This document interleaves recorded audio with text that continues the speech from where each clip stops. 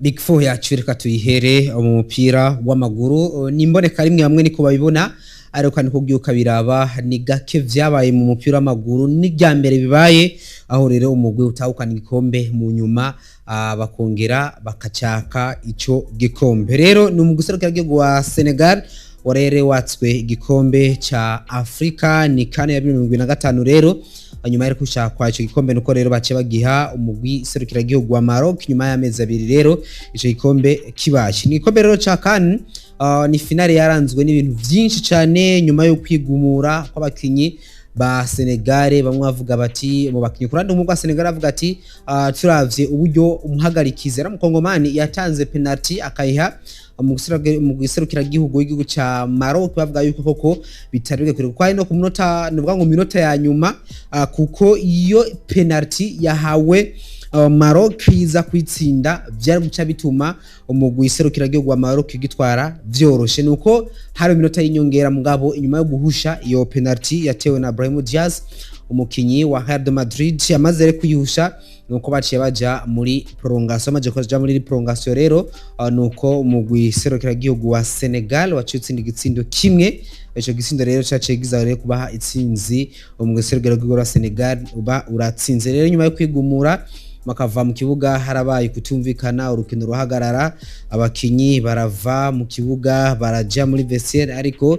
Sadio Mane arerekana ubutware bwiwe aragenda arahamagara abakinyi bagenzi we ndetse abatari bake barahanura abakinyi umugwi serukira gihugu wa Senegal ko bogaruka mu kibuga mu nyuma rero bagaruka vyagiye kurangira rero banatsinze bacatwa igikombe cyabo muri mateka muri kahise kabo kishaka igikombe kigira kabiri abatwaye ca Afrika ndavuga CAN ariko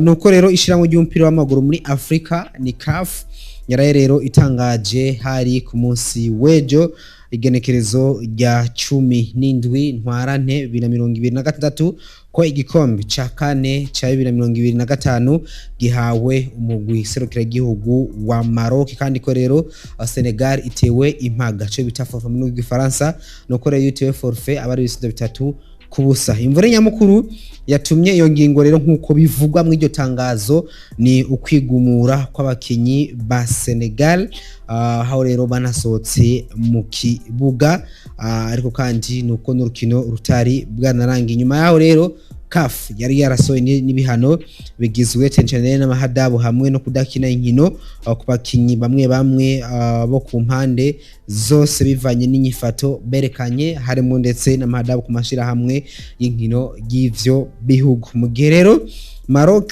yo yituye rero yo yari yituye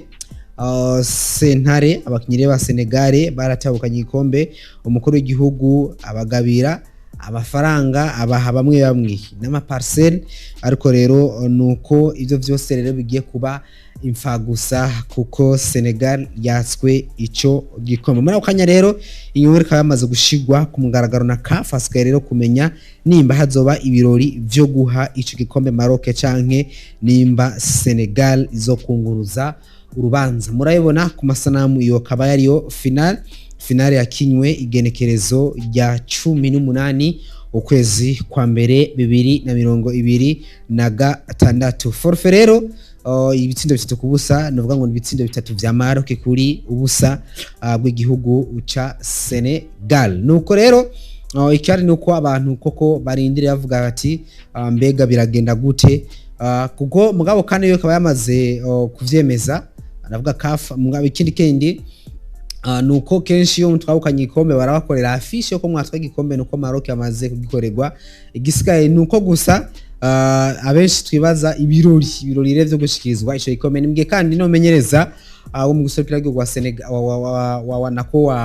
uno mugwi wa Maroc wo yari amaze gutanga imihoho we yaramaze gutanga imihoro avuga yuko avuye mu guserukira gihugu ico gihugu ca Maroc atakiye umenyereza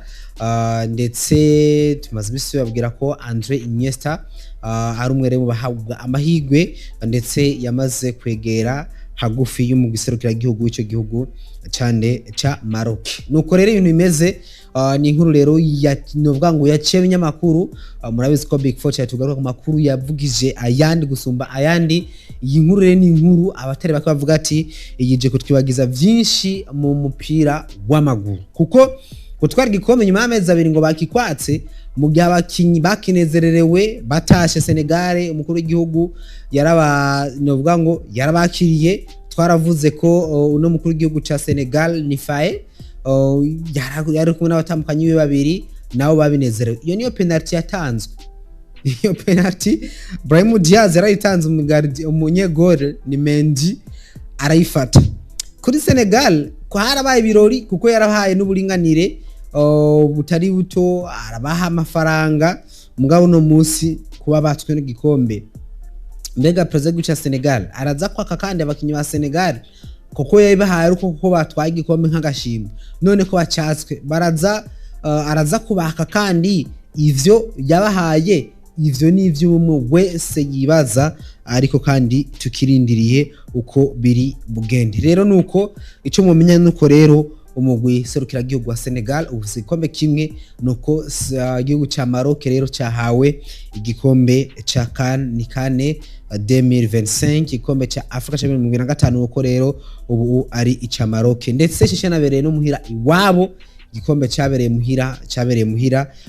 Senegal nako mu guserukira igihugu wa Maroc uragitahukanye, kandi igikombe cyabereye no muhiri wabo muri Maroc. Akaba ari inkuru ya mbere muri Big Four yacu miganiro Main Switch. Copa del Rey, Premier League, Champions League et bien sûr aussi la Ligue. Et avec Boobet, parier sans gaspiller. Ok, attends, je vous explique. Avec un franc-bout sur Boobet, tu peux parier. Et pour envoler l'aviateur, uniquement avec 200 francs-bout. Même si tu perds 1 ou 2 matchs dans ton coupon, ne t'inquiète pas, car tu as 1000 chances d'être payé par des services de remboursement, ce que tu ne trouveras nulle part ailleurs. Boobet vous propose beaucoup de jeux, par exemple des jeux virtuels, l'aviateur et bien d'autres. Qui est bien plus, Boobet vous propose des moyens de paiement, entre autres l'Unicash, Cashtel et la Cash. Car avec Boobet, tu gagnes, tu tout.